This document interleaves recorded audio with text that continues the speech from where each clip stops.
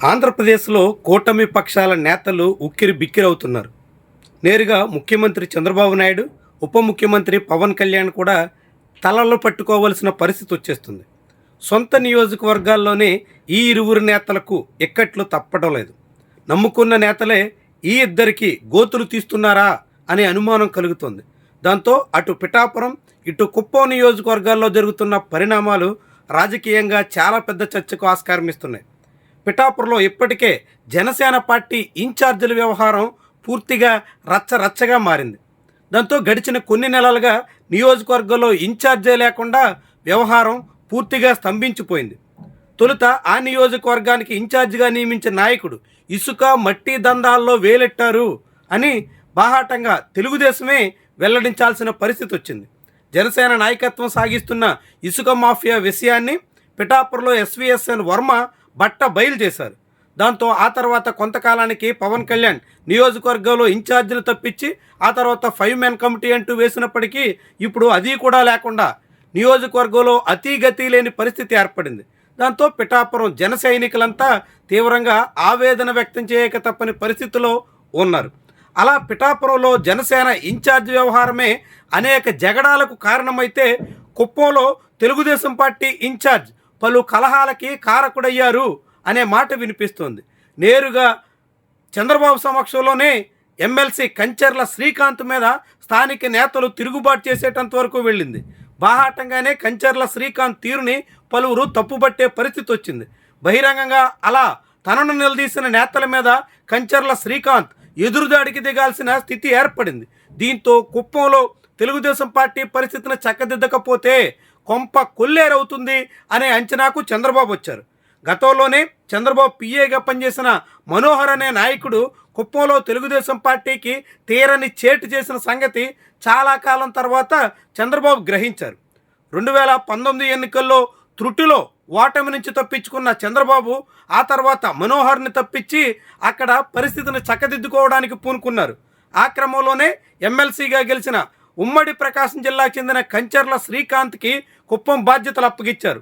కానీ గడిచిన 4-5 ఏళ్లుగా కుప్పంలో వ్యవహారాలు చక్కదిద్దుతున్న శ్రీకాంత్ ఇటీవల అనేక వ్యవహారాల్లో వివాదాల కారణంగా మారుతున్నారు అనే ఆరోపణలు వెల్లువెత్తాయి.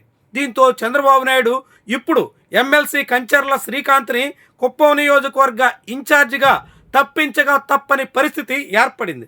ఇప్పుడు ఆయన స్థానంలో అనంతపురం జిల్లాకు చెందిన శ్రీకాంత్ అనే వ్యక్తికి బాధ్యతలు అప్పగించారు. గతంలో ఫీ4 వంటి పలు కార్యక్రమాల్లో బాధ్యతలు నిర్వహించిన శ్రీకాంత్ ఇప్పుడు కుప్పంలో చంద్రబాబు తరపున అటు పార్టీ ఇటు ప్రభుత్వ వ్యవహారాలు చక్కదిద్దే బాధ్యతను నెత్తికెత్తుకోబోతున్నారు. ఆ క్రమంలోనే కుప్పం నియోజకవర్గంలో పలువురు తెలుగుదేశం పార్టీ నేతలు మైనింగ్ సహా వివిధ రకాల దందాలకు పాల్పడ్డారు అని స్వయంగా సీఎం చంద్రబాబు చెప్తున్నారు. అలా దందాలకు పూనుకున్నటువంటి వాళ్ళందరి మీద చర్యలుంటాయి అని హెచ్చరిస్తున్నారు.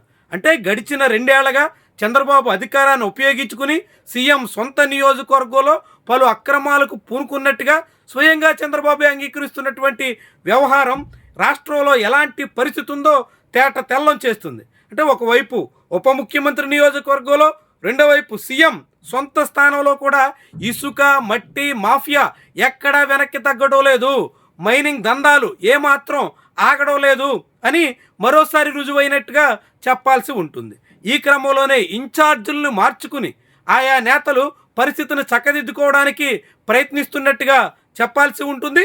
మరి ఈ ప్రయత్నాలు ఎంత మేరకు కొలిక్కి వచ్చాను అన్నది మాత్రం ప్రస్తుతానికి సందేహాస్పదంగానే ఉంది.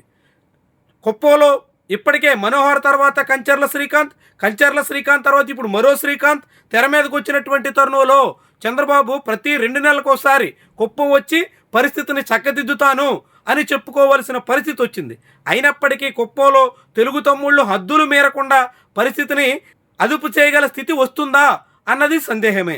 ఇక అదే సమయంలో పిఠాపురంలో అయితే పవన్ కళ్యాణ్ తన సొంత నియోజకవర్గం వైపు కన్నెత్తి చూడట్లేదు.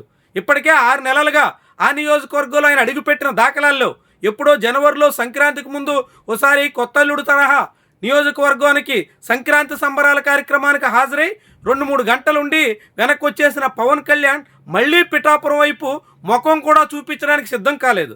దాంతో 6 నెలలకు ఒకసారి నియోజకవర్గంలో అడుగు పెడుతున్న నాయకుడు అసలు అక్కడ ఇన్ఛార్జే లేక జన సైనికులు తల్లడిల్లిపోతున్నటువంటి తరుణంలో జనసేన పూర్తిగా కట్టు తప్పుతుందా అనేటువంటి అనుమానం అయితే కలుగుతుంది. దాంతో పిఠాపురం, కుప్పం 2 నియోజకవర్గాల్లో సీఎం, డీసీఎం నియోజకవర్గాల్లో సాగుతున్నటువంటి పరిణామాలు అనేక రకాల చర్చకి ఆస్కారం ఇస్తున్నాయి.